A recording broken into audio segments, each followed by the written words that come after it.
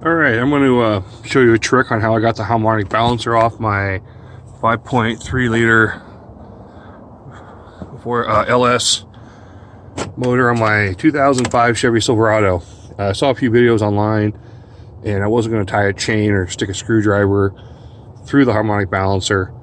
There is a tool you can buy that you take your starter off, bolts to the motor, and it holds the teeth of the starter.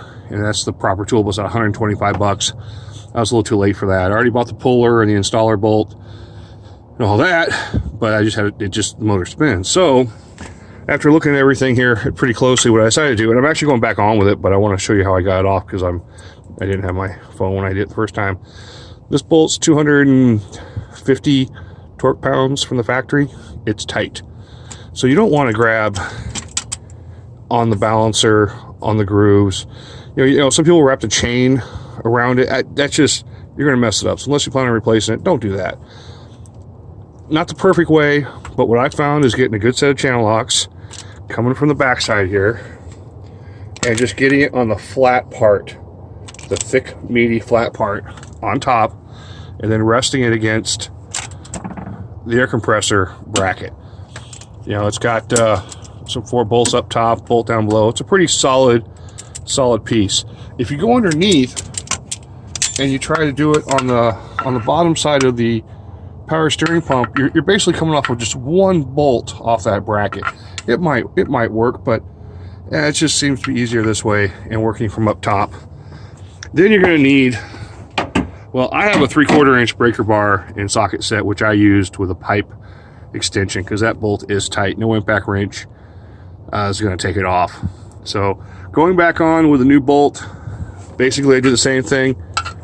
I spun this around, I put it on the opposite direction, so you're higher up on the power steering pump bracket, but you're only going to, I think, 37 or 40 foot-pounds on the new bolt with Loctite. So, you know, you need to wedge it somewhere, but I just wouldn't stick a screwdriver or a wrench or a bar through this or chain it down. I think it's going to cause more problems. Where if you grab it on the very back side, and you know what I'm talking about, there's places back here for the puller to actually grab hold of. So it's pretty thick back here.